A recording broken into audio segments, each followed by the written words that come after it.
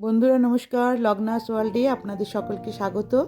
দেখুন আমি একটা আজকে 2 in 1 বিস্কুট চকলেট কেক বানিয়ে নিলাম, আর তার রেসিপিটা আপনাদের সাথে একবার শেয়ার করার জন্য তাড়াতাড়ি চলে এলাম। আমার কাছে কতগুলো বেকারির বিস্কুট ছিল, তার মধ্যে থেকে আমি 12 পিস বিস্কুট নিয়ে নিয়েছি।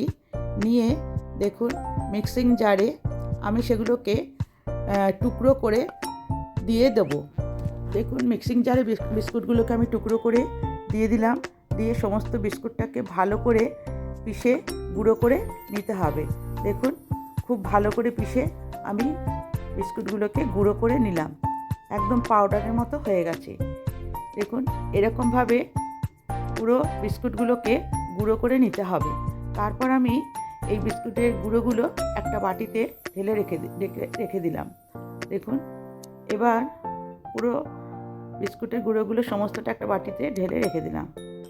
এবার আবার মিক্সিং জারে একটা ডিম নিয়ে নিয়েছি। দেখুন একটা ডিম নিয়ে নিলাম। তারপরে আমি হাফ কাপ পরিমাণ মতো চিনির গুঁড়ো নিয়ে নিয়েছি। আমি এই চিনিটা আমি গুঁড়ো করে আগেই রেখে দিয়েছিলাম। হাফ কাপ পরিমাণ মতো চিনির গুঁড়ো নিয়ে নিলাম। দেখুন নিয়ে এটাকে আর হাফ কাপ পরিমাণ মতো আমি এর মধ্যে তেলও দিয়ে দিলাম। দেখুন হাফ কাপ পরিমাণ মতো তেল দিয়ে দিয়েছি। দিয়ে এইটাকেও মিশ্রণটাকে ভালো করে একবার মিক্সির জারে আমি দিয়ে ঘুরিয়ে নিলাম। ভালো করে একটা স্মুথ পেস্ট তৈরি করে নিলাম। এবার এর মধ্যে 2-4 ফোঁটা ভ্যানিলা এসেন্স দিয়ে আরেকবার আমি মিক্সিটাকে ঘুরিয়ে নিয়েছি। দেখুন আরেকবার মিক্সিটাকে ঘুরিয়ে নিয়েছি। এবার বাটিতে ঢেলে রাখা বিস্কুটের গুঁড়োর মধ্যে আমি হাফ কাপ পরিমাণ মতো পাউডার দুধ দিয়ে দিয়েছি, আর হাফ চামচ বেকিং সোডা, 1 চামচ পরিমাণ বেকিং পাউডার, আর অল্প পরিমাণ হাফ চামচ পরিমাণ নুন দেখুন দিয়ে দিয়েছি। দিয়ে এই ড্রাই ইনগ্রিডিয়েন্টসগুলোকে সমস্ত ভালো করে মিশিয়ে নিতে হবে। দেখুন আমি ভালো করে মিশিয়ে নিলাম সমস্ত ড্রাই ইনগ্রিডিয়েন্টসগুলো। এবার তার মধ্যে দেখুন এবার একটা বাটিতে আমি পুরো লিকুইড মিশ্রণটাকে ঢেলে দিলাম। এবার এই লিকুইড মিশ্রণটা মধ্যে আমি পুরো ওই ড্রাই ইনগ্রিডিয়েন্টসগুলো ঢেলে দিলাম।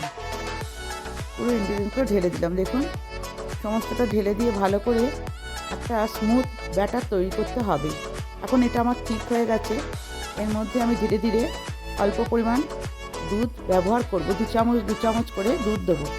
এদিকে মাইক্রোওভেনটা আমি প্রিহিট করতে দিয়ে দিয়েছি 180-তে 5 মিনিটের মতো প্রিহিট করতে দিয়ে দিয়েছি।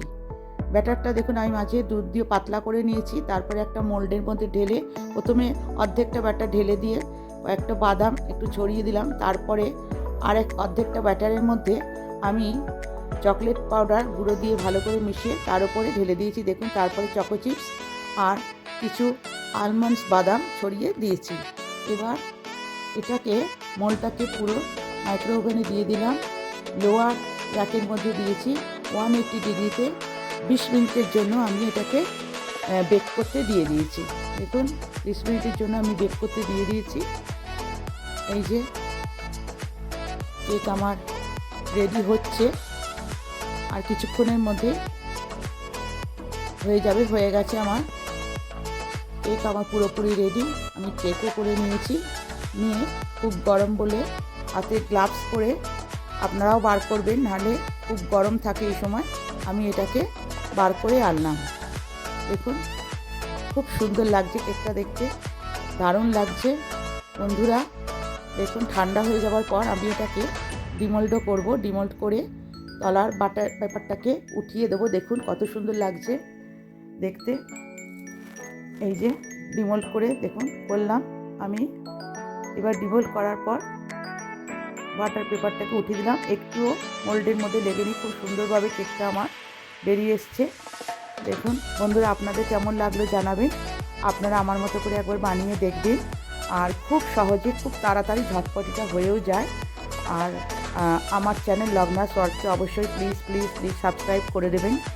দেখুন বন্ধুরা কেকটা হয়ে গেছে, পিসটাগুলো দেখাচ্ছি, খুব স্পঞ্জি আর সফট হয়েছে। আর এই কেকটা খেতেও দারুণ হয়েছিল। কখনো কখনো ঝটপট ইচ্ছে করলে আপনারাও এটা করতে পারেন। আপনারা কমেন্ট করেও আমাকে জানাবেন আপনাদের কেমন লাগলো।